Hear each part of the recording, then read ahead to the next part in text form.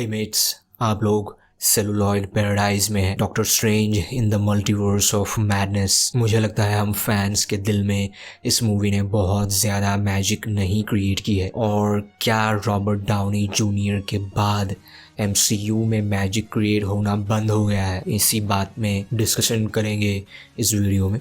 आगे बढ़ने से पहले स्पॉइलर अलर्ट। ऐसे तो स्पॉयलर्स को अवॉइड करना काफ़ी मुश्किल है क्योंकि स्पॉयलर्स हर जगह है, लेकिन फिर भी एक स्पॉइलर अलर्ट देना ज़रूरी है। और आप लोगों का वक्त ज़रा भी बर्बाद ना करते हुए चलिए वीडियो को आगे बढ़ाते हैं।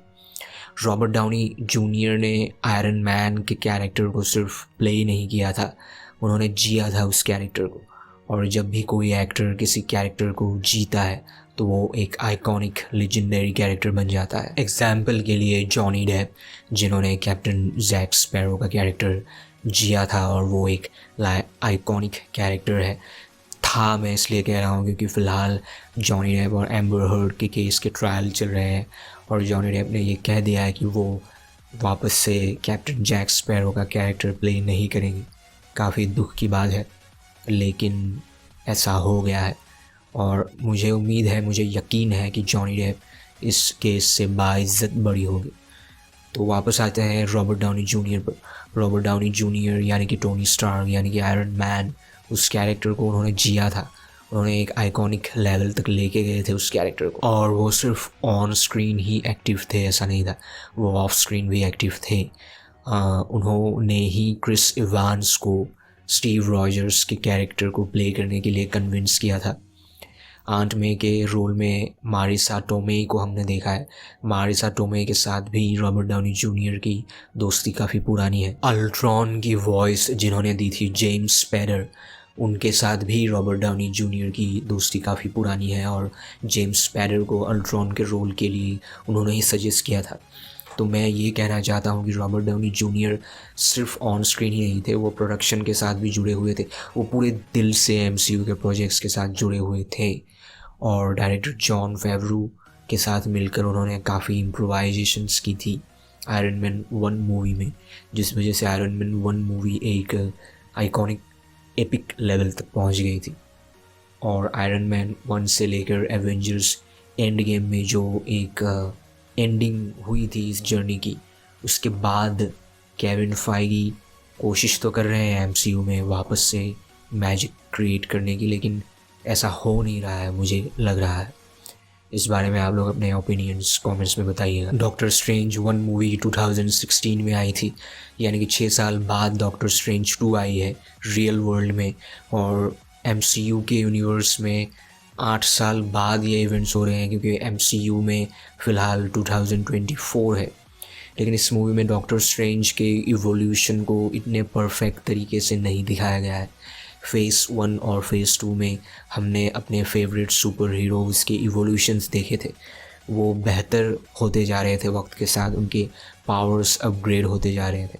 लेकिन इस मूवी में डॉक्टर स्ट्रेंज को इतनी वैल्यू नहीं मिली, मुझे ऐसा लगता है। कहानी डायरेक्टली जुड़ी हुई है वांडा विजन के साथ। यहाँ पर भी एक सवाल आता है क्योंकि केविन फाइगी ने यह कहा था कि TV शोज़ का कनेक्शन मूवीज़ के साथ डायरेक्टली नहीं होगी, लेकिन इस मूवी में वांडा विजन के साथ डायरेक्ट कनेक्शंस हैं। और मूवी के बनने के बाद वांडा विजन के एंडिंग को भी मतलब इररिलेवेंट कहा जा सकता है, क्योंकि वहाँ पर वांडा अपनी गलती को समझ गई थी और उसने वेस्ट व्यू को आज़ाद कर दिया था।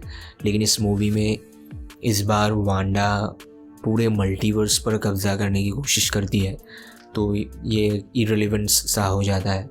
ऊपर से वांडा को ही विलन के जैसा दिखाया गया है, जो बाद में रियलाइज़ करती है कि वो विलन बन गई है और फिर से वो सब कुछ ठीक कर देती है। मतलब ठीक तो नहीं करती है, लेकिन डार्क होल को ख़त्म कर देती है। मैं नाइटमेयर को एज विलन एक्सपेक्ट कर रहा था, लेकिन ऐसा नहीं हुआ।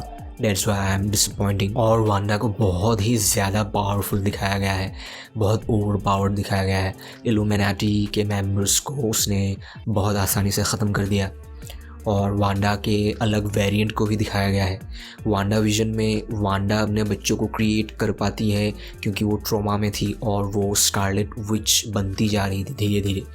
लेकिन इस दूसरे यूनिवर्स में वांडा ने कैसे और क्यों अपने बच्चों को क्रिएट किया ये दिखाया नहीं गया है। बाद में जब वांडा वापस आएगी, मुझे लगता है ज़रूर वापस आएगी, ऑब्वियसली वापस आएगी, वापस लाएगी, केविन फाइगी वापस लाएंगे।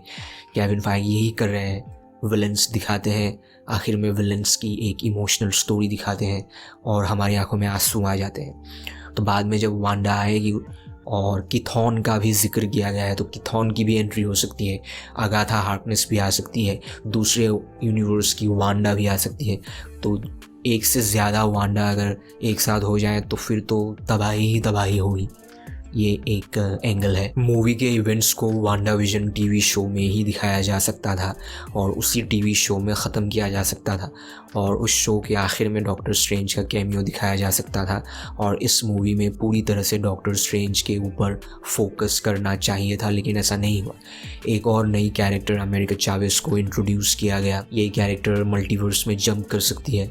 इस कैरेक्टर के इंट्रोडक्शन के लिए भी इस मूवी को बनाया गया और डॉक्टर स्ट्रेंज के इवोल्यूशन के नाम पर सिर्फ ये दिखाया गया है कि वो डार्क होल को पढ़ने के बाद भी करप्ट नहीं हुए हैं, वो अपने कंट्रोल में है। हालांकि दूसरे यूनिवर्सेस के 2 डॉक्टर स्ट्रेंज करप्ट हो गए थे, लेकिन हमारे यूनिवर्स का स्ट्रेंज करप्ट नहीं हुआ है। हमारे यूनिवर्स के स्ट्रेंज को एक सुपीरियर स्ट्रेंज दिखाने की कोशिश की गई है और मूवी के आखिर में डॉक्टर स्ट्रेंज को 3rd आई मिलती है।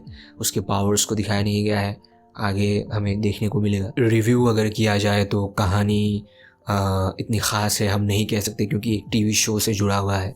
स्क्रीन प्ले ठीक ठाक है, एंगेजिंग है, कनेक्टिंग करके रखते हैं लोगों को। म्यूज़िक काफ़ी बढ़िया है, बीजीएम अच्छा है, डायरेक्शन सैम राइमी का डायरेक्शन अच्छा है, लेकिन ऐसा लगा कि उनको बीच में ये प्रोजेक्ट दिया गया इसलिए उन्होंने ज़्यादा छेड़छाड़ नहीं की है। काफ़ी चीज़ों को बैलेंस करके उन्होंने मूवी को बनाया है। बढ़िया डायरेक्शन है, हॉरर एलिमेंट्स भी रखे हैं उन्होंने मूवी में। मूवी की सबसे ख़ास बात यही है कि विजुअल्स और ग्राफिक्स CGI बहुत अच्छे हैं, बहुत तगड़े हैं, बहुत कलरफुल बनाती है मूवी को, बहुत ही उम्दा विजुअल्स है। बस एक यही बात मूवी अच्छी बनाती है। ओवरऑल आप अपने ओपिनियंस बताइए कमेंट्स में। और आखिर में ये कहा गया है कि मल्टीवर्स में इनकर्जन शुरू हो गया है, यानी कि इनकर्जन ये है कि 2 यूनिवर्सेस के बीच में स्पेस में जो गैप होती है, अगर वो गैप कम हो जाए तब 2 यूनिवर्सेस के बीच में इनकर्जन शुरू होती है और तब या तो दोनों यूनिवर्स ख़त्म हो जाएंगे या फिर दोनों में से एक रहेगा। तो इनकर्जन या फिर अतिक्रमण, इसका हिंट लोकी से ही मिल रहा है। लोकी सीरीज से ही हम सुन रहे हैं मल्टीवर्स या फिर मल्टीवर्सल इवेंट्स, लेकिन एग्जैक्टली किस बात के लिए हो रहा है ये अभी भी क्लियर नहीं है। वांडा के इल्यूमिनाटीज़ को ख़त्म कर देने की वजह से, या फिर डॉक्टर स्ट्रेंज का दूसरे यूनिवर्स में जाकर डार्क होल पढ़ने की वजह से, या फिर अमेरिका चावेस के साथ मल्टीवर्सनल टूर में जाने से इनकर्जन शुरू हुआ है। लेकिन अमेरिका चावेस की पावर ही है मल्टीवर्स में ट्रैवल करना, तो उस वजह से कैसे इनकर्जन शुरू हो सकता है, काफ़ी सारे सवाल हैं। और नो वे होम के रूल को भी तोड़ा है इस मूवी में, क्योंकि नो वे होम के इवेंट्स याद है वोंग और डॉक्टर स्ट्रेंज को, तो रून्स ऑफ कफकॉल फेल हो जाता है। रून्स ऑफ कफकॉल के ऊपर मैंने वीडियो बनाई है, ऊपर मैं लिंक दे रहा हूँ, आप लोग ज़रूर चेक कीजिएगा। तो काफ़ी सारे सवाल हैं, आप लोगों के पास अगर जवाब है तो कमेंट्स कीजिए। मेरा ये वीडियो पसंद आया तो मेरे चैनल सेलुलॉइड पैराडाइज को प्लीज़ ज़रूर सब्सक्राइब कीजिए, वीडियो शेयर कीजिए, लाइक कीजिए। मैं मिलता हूँ अगले वीडियो में, तब तक आप लोग अपना ख्याल रखिए। Have a great time, thank you so much.